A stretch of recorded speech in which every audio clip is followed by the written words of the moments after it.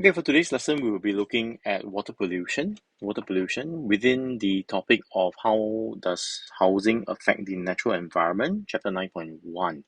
So early on, we actually covered type of housing, okay, or the need for housing, what are some of the natural resources that are used up in our attempt to build housing, also some of the things that we possess within our houses and also for our daily lives, for convenience of daily lives, what are some of the pollutants that are found within these things.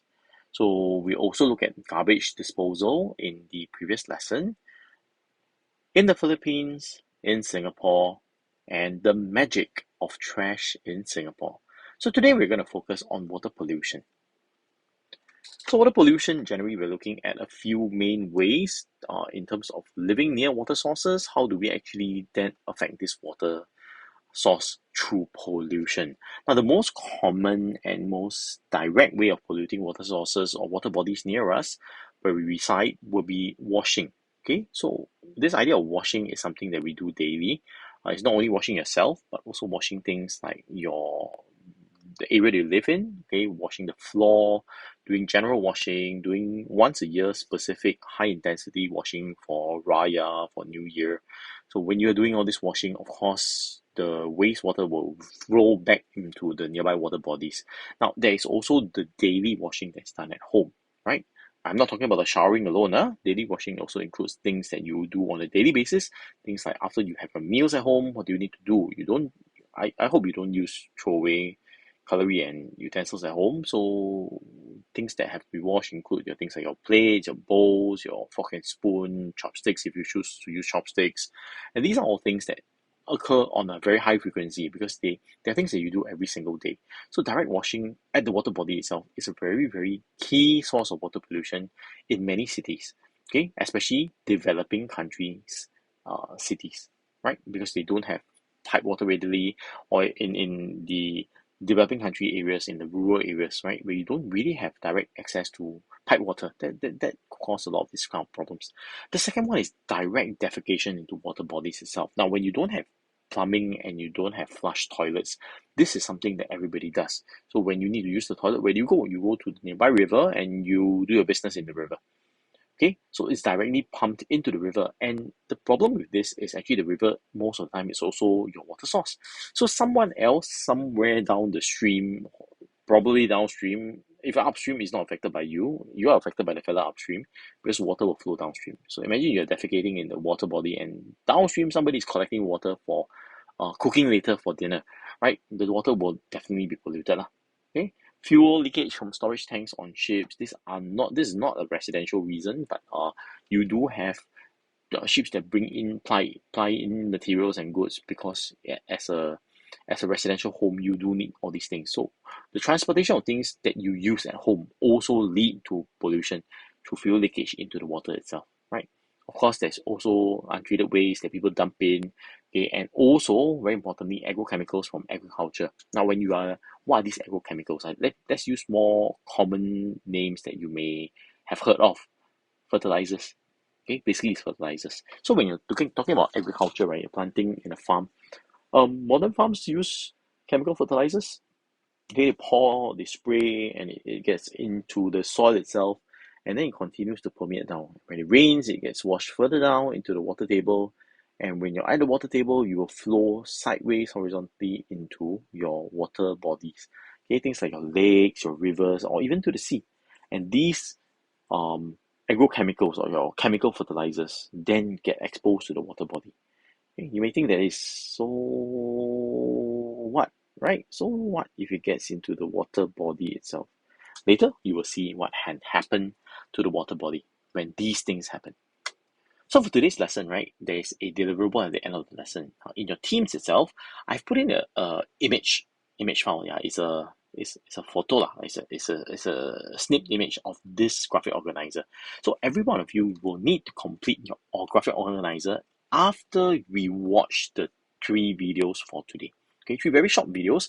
So I'm going to give you time to ponder, and if you need to rewatch the video, you can go back in and rewatch the video. But the the video will show you 2 areas, okay? Kibera, which we've talked about many, many times already.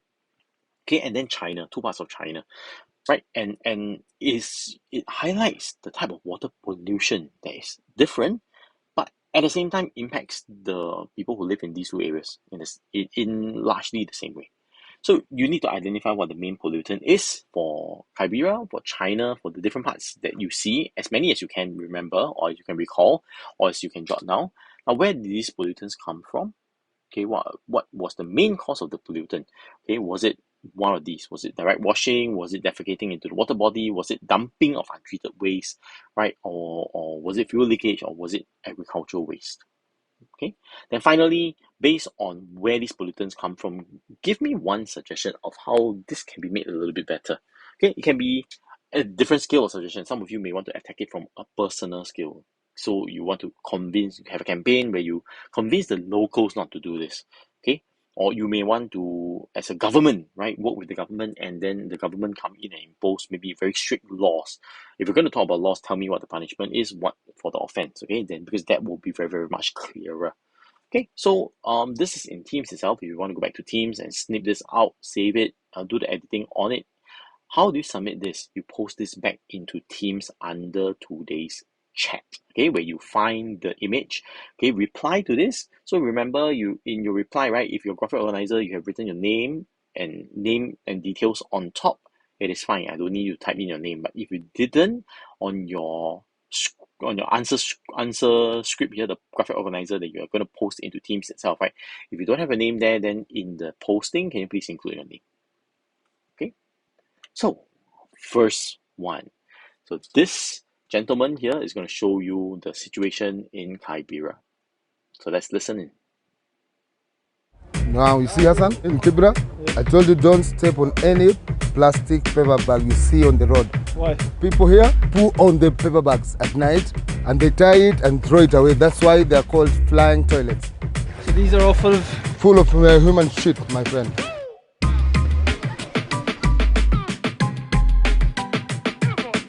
all the way up to here and all the way down there. This is full of waste. There, yes, this is full of waste. That is human waste. Yeah. Yeah, it is terrible.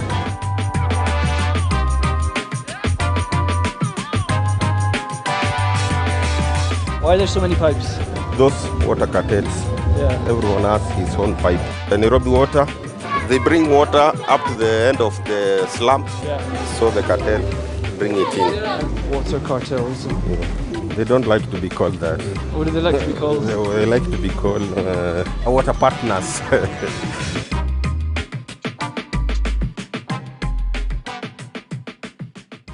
So this is the river? Yeah, Oh, look at the amount of rubbish. the rubbish. It used to be a clean water, but now it is. This used to be clean. Yeah, it used to be clean water. This is a crisis. You remove it from your face, you put it to another person's face.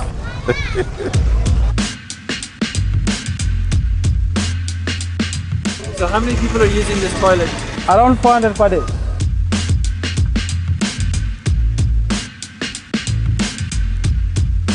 How much does it cost to take a shower? Attention for short or long call. Yeah. If you don't have, you can come and talk with him. Then he allowed you. A lot of our members, they used to mark people. This street used to be a crime zone, but now we are safe. All the community are safe. They have something to give them daily bread. This is boiling water. This pipe brings gas.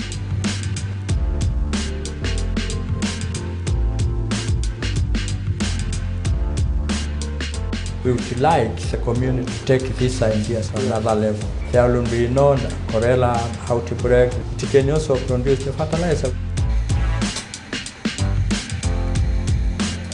As you listen to somebody sleeping, Yeah. you can also know what he has eaten. But, you see,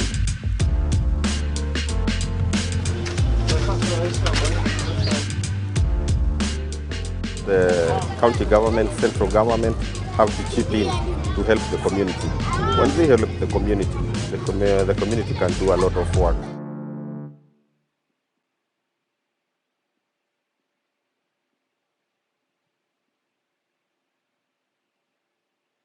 So having seen that, right, can you go back to your graphic organizer and take a quick look? What are the main pollutants for the situation in Kibera? Okay, what is actually causing this water pollution? Now, there's a lot of information in the Kibera video, but we are focusing mainly on the water pollution. So what is the main pollutant that is affecting Kibera, right? So keep that in mind, where these pollutants come from. How is it that it's not who produced this pollutant, but rather how did this become a problem? Because if you think about your life in Singapore, this same pollutant doesn't cause a problem to you in Singapore. See? So where did it come from? Is it due to the missing of a particular type of amenity in Kibera, therefore allowing this issue here, this pollutant here, to become a problem of water pollution? Okay, then largely, of course, one suggestion of how this can be made better. Okay, so that's Kibera. We're going to then go on forward and look at Now, two videos in China. Okay, so the first one is one that doesn't have a lot of dialogue, but it's pretty interesting nonetheless.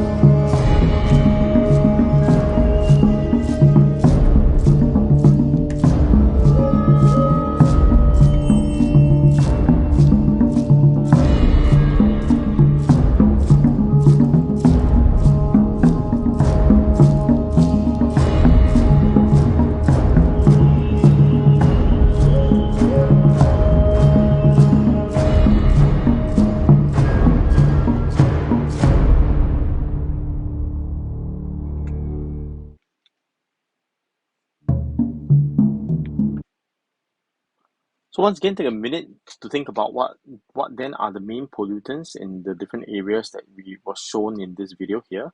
Now, I want to highlight the third video, which gives you only one particular thing that was repeated in the China video over and over again. Now, this focuses on a part of China with reference to an event. Now, you were not born, I don't think any of you were born during when the event was running. This was the 08 Olympics in Beijing, right? So this video shows you what exactly happened in the 08 Olympics in terms of water pollution pre-Olympic, and how China actually scrambled to get this thing resolved.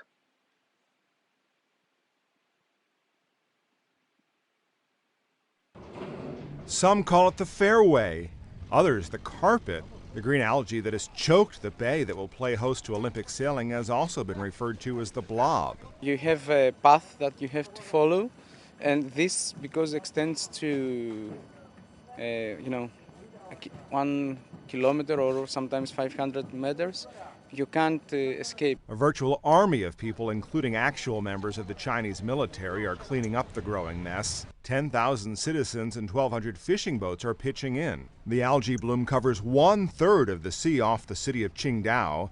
In just over a month, these waters are set to play host to the world's top sailors. Olympic teams that are training here must now regularly clean the algae from their boats. Sometimes you do that once or twice a day, compared to here where we're doing it, probably 3 to 4 times an hour. Chinese officials blame a combination of factors, including the weather. A Chinese biologist says pollution could have contributed to the explosive growth of the bloom. A Chinese Olympic official promises that all 19 square miles of the competition area will be cleared of algae by the start of the competition on August 9th. Matt Friedman, The Associated Press. Now, very interestingly, for this particular video here, the Chinese government spokeslady that you saw, she isn't in fact concerned about solving this pollution problem, right? She's just concerned about getting it ready for the Olympics itself. So can you imagine if this Olympics didn't happen here, would this problem still be resolved? Would they even bother to get rid of it? Okay, so this is an annual issue that you do see in China, especially in this part of China, Qingdao, right? So it's very common. Now, whether you choose to do specifically with reference to the second video on Qingdao, or to do the general description of the pollutants that are found for China itself, I'm fine with that. But bear in mind, you do need to go through this, and I need you to complete this. So I will do a very quick recap at this point, right? Water pollution. Okay, what are the key causes of water pollution? Direct washing of at the water body itself. That's very common in rural areas and less developed countries.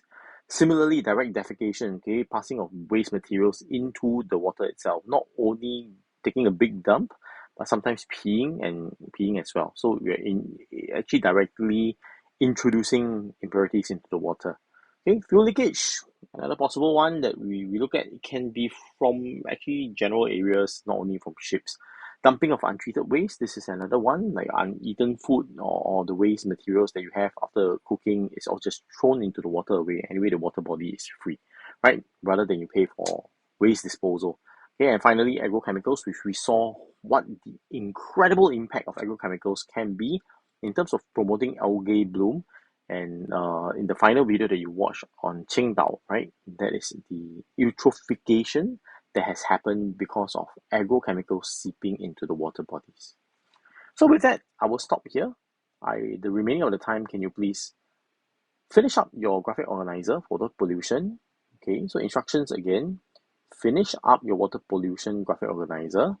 Fill in your name, your next number, class, and today's date, and post this into Teams.